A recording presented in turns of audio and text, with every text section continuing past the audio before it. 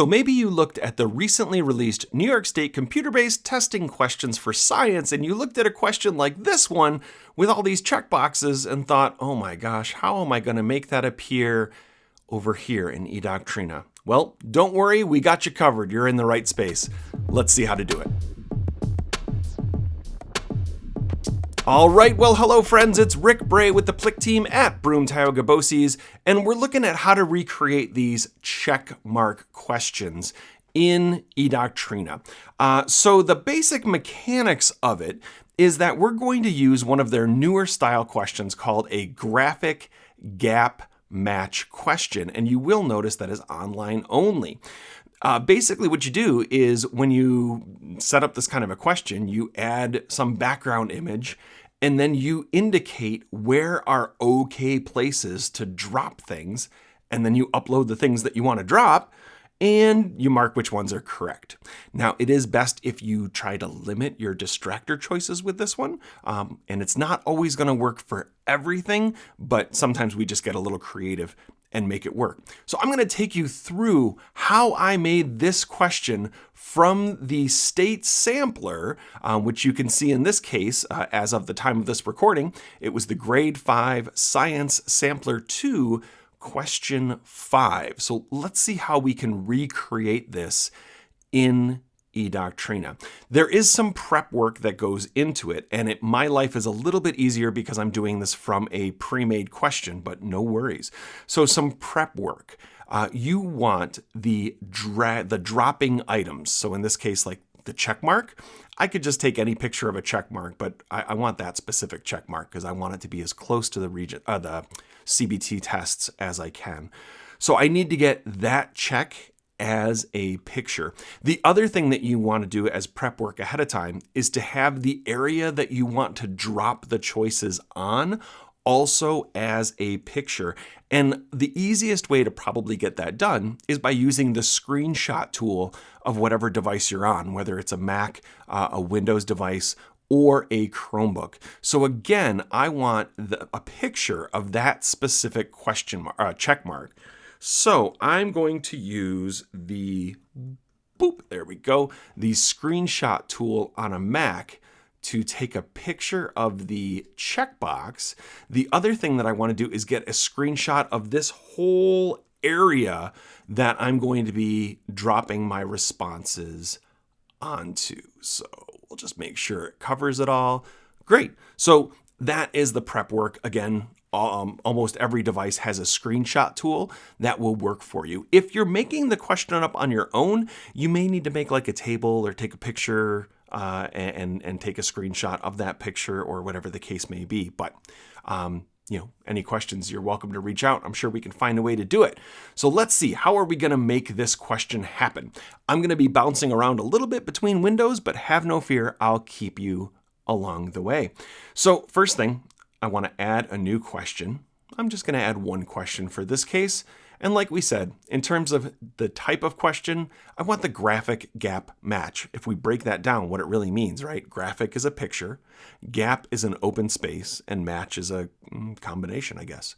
So we're going to take a picture and we're going to match it with the open space in the question. Again, online question only. So if you try to print this test out, it is not going to like it. And from my sampler, I can see that this question right here is worth 1 point. So that is also what I'm going to do for this, add 1 point. And as you know, when you add a new question into eDoctrina, it pops up in the bottom and you can click and write, and it's not letting you click.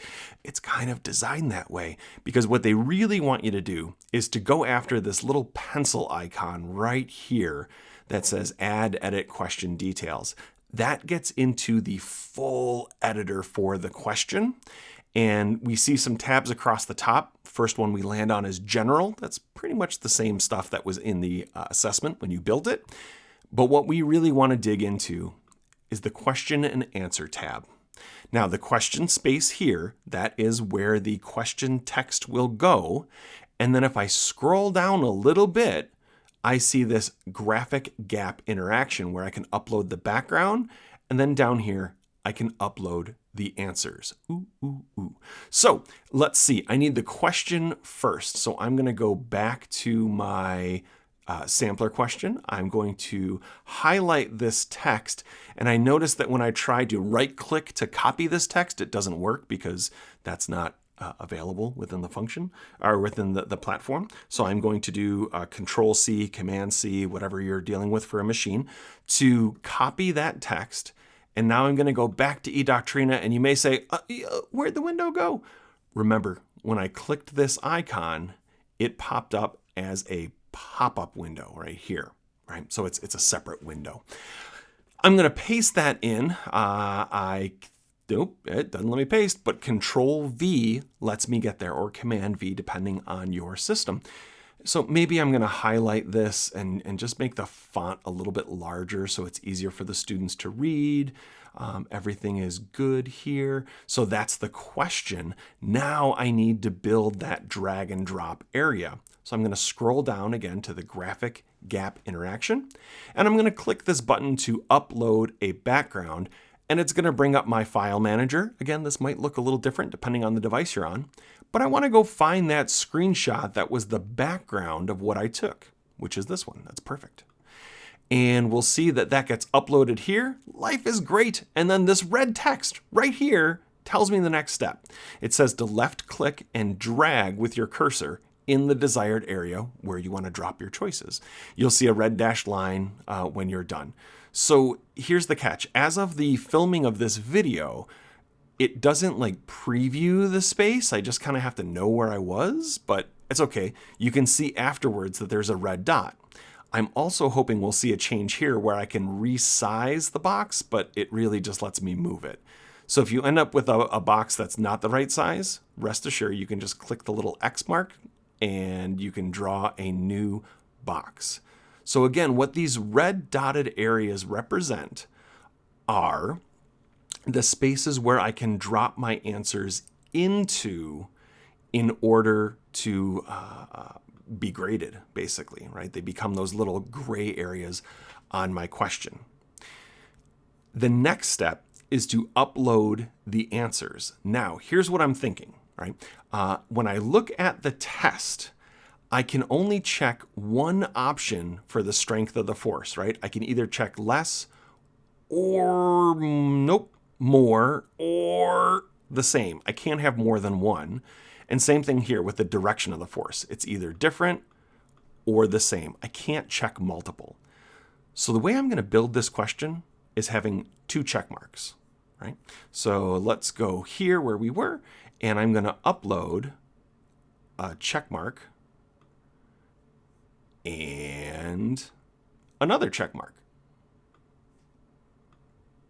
So this way, this is kind of what the students will see, is they'll see two check marks, and they're going to physically drag them up to where they belong. Now, here comes the catch. When I go and look at the answer for this question, I need it to be that the strength of the force is less and the direction of the force is the same. So let's go back to our choice here. So the strength, we'll grab this one, needs to be less and the direction is the same.